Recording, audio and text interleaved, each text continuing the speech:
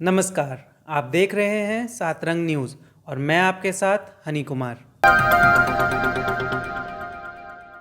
माफी मांगो सोनिया गांधी इस देश से, इस देश के आदिवासियों से, इस देश के गरीबों से।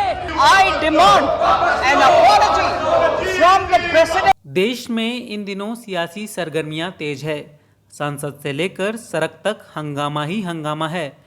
कांग्रेस नेता अधीर रंजन चौधरी के राष्ट्रपति मुर्मू को लेकर किए गए संबोधन पर जिस तरह केंद्रीय मंत्री स्मृति ईरानी और निर्मला सीतारमण ने सोनिया गांधी पर हमला बोला और बेहद आक्रामक तरीके से सोनिया को देश से माफ़ी मांगने को कहा, उसे लेकर सियासत और गर्म हो गई है। सोनिया गांधी पर इस तरह के तेवर को लेकर और खासकर स्मृति ईरानी के आपत्तिजनक अंदाज को लेकर संसदीय मर्यादाओं पर सवाल उठने लगे हैं। जाहिर है अभी ये हंगामा चलेगा और भाजपा खेमा हमलावर रहेगा। सदन से निलंबित सांसदों का धरना भी विवादों में है और सांसद भवन परिसर में उनके मच्छरदानी लगाकर सोने और बिरयानी खाने की तस्वीरें सामने आने के बाद इसे लेकर चर्चा है। यानी कुल मिलाकर सियासत दिलचस्प हो गई है। सांसदों का निलंबन नहीं है, ये सरकार के अहंकार की इंतहा है। संसदीय ऐसा है कि ये एक घोर फरमान जारी होता है, हम उससे जवाब तलब नहीं कर सकते हैं।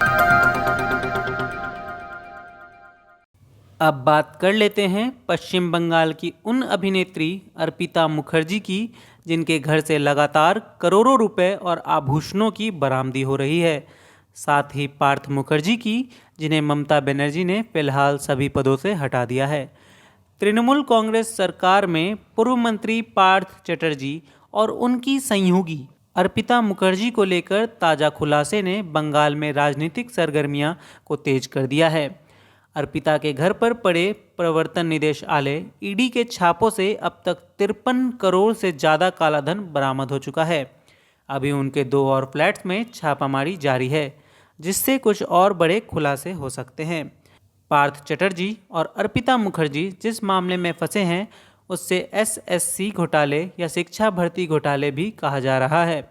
बताया गया है कि 2016 में पश्चिम बंगाल सरकार ने स्कूल सेवा आयोग यानी एसएससी को लेकर सरकार द्वारा संचालित और सहायता प्राप्त स्कूलों के लिए 13,000 ग्रुप डी कर्मचारियों की भर्ती के लिए अधिसूचना जारी की थी। 2019 में इन नियुक्तियों को करने वाले पैनल की समय सीमा समाप्त हो गई, लेकिन इसके बावजूद पश्चिम बंगाल माध्यमिक शिक्षा बोर्ड WBBSE द्वारा कथित तौर पर कम से कम 25 व्यक्तियों को नियुक्त कर दिया गया था। नवंबर 2021 में अदालत के सामने दायर एक याचिका में इन अवैध नियुक्तियों ने व्यवस्था में भ्रष्टाचार बताया गया था। बहरहाल तृणमूल कांग्रेस की मुखिया और पश्चिम बंगाल की मुख्यमंत्री ममता बनर्जी ने लगातार दबाव के बाद पार्थ चटर्जी को मंत्री पद के साथ साथ पार्टी के तमाम पदों से हटा दिया है। মেন্টরের সাথে রিলেটেড নয় আর পার্টির সাথেও ওই মহিলার কোনো সম্পর্ক নেই, কোনো রকম রিলেটেড নয়, নাইদার পার্টি নর দ্য গভর্নমেন্ট, যত রকমই চরম শাস্তি দিক না। अब एक अलग खबर रेलवे के संवेदनशील स्टेशनों और उसके लिए की जा रही अहम तैयारियों की। रेलवे स्टेशन अब बम डिटेक्शन सिस्टम से लैस होंगे। इसके लिए संवेदनशील रेलवे स्टेशनों की पहचान की गई है, जहां एकीकृत सुरक्षा प्रणाली से चाक चौबंद किया जाएगा। 7,000 से अधिक स्टेशनों में से 199 स्टेशनों पर रेलवे 322.19 करोड़ रुपए खर्च कर रहा है। रेलवे स्टेशन पर क्लोज सर्किट टेलीविज़न CCTV के साथ ही बम डिटेक्शन सिस्टम की एकीकृत सुरक्षा प्रणाली की भी व्यवस्था होगी। रेलवे ने जिस संवेदनशील स्टेशनों को चुना है उसमें मुख्य रूप से यूपी के पंडित दीनदयाल उपाध्याय, लखनऊ, वाराणसी, फैजाबाद, अयोध्या, सहारनपुर, बरेली, मुरादाबाद, गाजियाबाद, आगरा, मथुरा, झांसी, कानपुर, प्रयागराज और गोरखपुर स्टेशन शामिल हैं।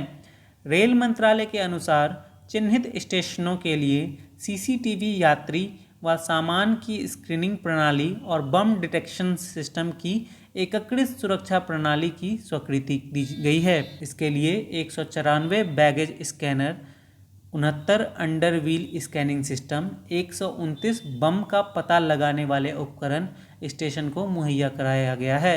वहीं विस्फोटकों का पता लगाने और ट्रैकिंग के लिए 422 खोजी कुत्ते भी तैनात किए गए हैं। इसके अलावा 861 रेलवे स्टेशनों में सीसीटीवी कैमरे से निगरानी की जा रही है।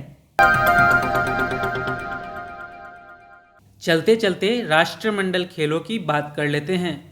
बर्मिंघम में 22वें राष्ट्रमंडल खेलों का उद्घाटन गुरुवार यानी 28 जुलाई की देर रात को रंगारंग अंदाज में हुआ। समारोह में 72 देशों के एथलीट ने हिस्सा लिया। भारत का प्रतिनिधित्व स्टार बैडमिंटन खिलाड़ी पीवी सिंधु और पुरुष हॉकी टीम के कप्तान मनप्रीत सिंह ने किया। दोनों भारत के ध्वजवाहक थे। बर्मिंघम पहली बार इन खेलों की मेजबानी कर रहा है। इंग्लैंड तीसरी बार इन खेलों की मेजबानी कर रहा है। बर्मिंघम से पहले 1934 में लंदन और 2002 में मैनचेस्टर में राष्ट्रमंडल खेल हो चुके हैं। भारत 18वीं बार इन खेलों में उतरा है। उसने 1930, 1950, 1962 और 1986 में हिस्सा नहीं लिया था।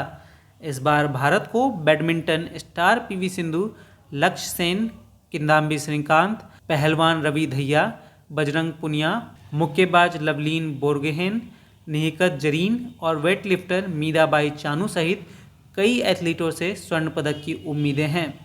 अभी के लिए 7 रंग न्यूज़ में फ़िलहाल इतना ही। अगर आपने 7 रंग न्यूज़ को सब्सक्राइब नहीं किया है तो ज़रूर करें और बेल आइकन भी दबाएं। बने रहिए 7 रंग न्यूज़ के साथ। नमस्कार।